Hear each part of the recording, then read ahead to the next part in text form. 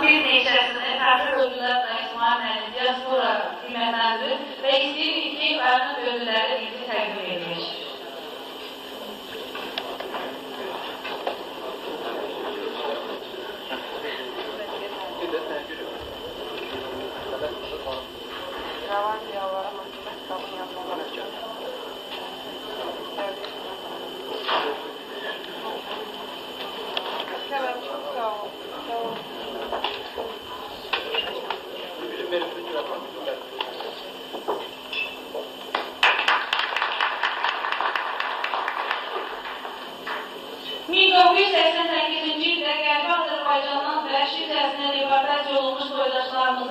Hüquqlarının müdafiəsində, onların yaşaması üçün zəruri ehtiyaclarının ödənməsində göstərdiyi xidmətlərinə görə fəzai qalamalıdır.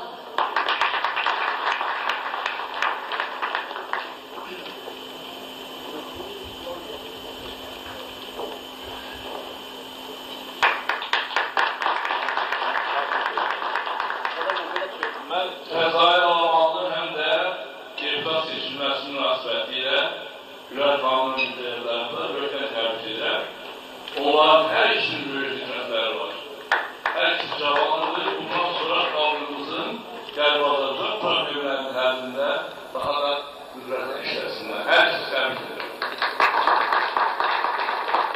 Qərbli Azərbaycan toponimlərini və folklorunu əsərlərində yaşatdığına görə Həsən Mirzəyə.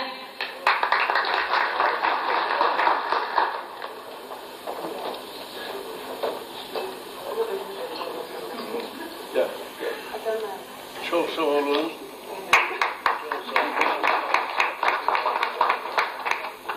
Minnettarım. Yine göre, evet, devam. Tebrik ederim.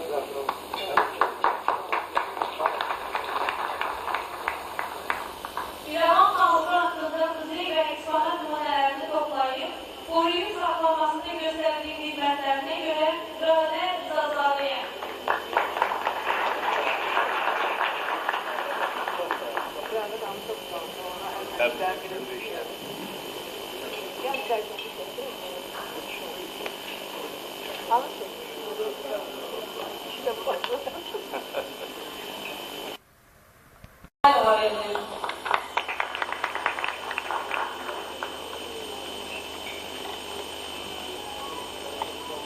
Tebrik edin seni.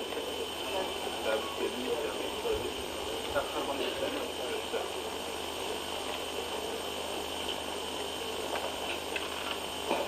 Qərbi Azərbaycanın tarixi mədəni abidələri haqqında əsərlərinin ərsəyə gəlməsində göstərdiyi xidmətlərinə görə əziz Ələkbərliyə təqdim olunur.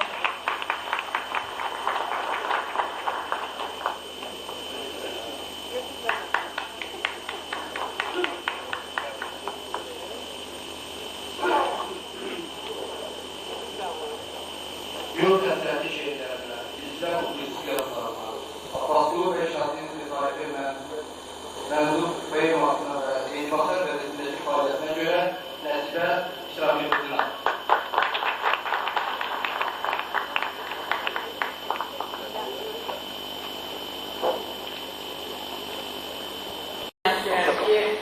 Bugün bu məsələ həm Respublikası üzərində diqqətində olan məsələdir. Cənab Prezidentimiz paylaşışından diqqət edilmişdir.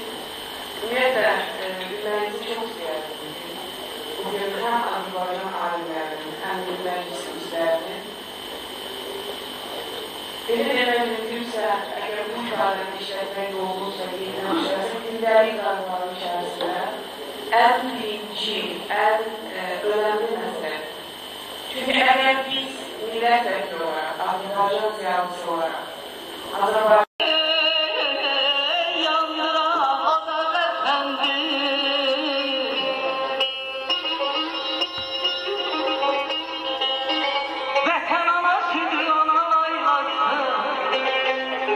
Vətən gençliğimin sevgi dünyası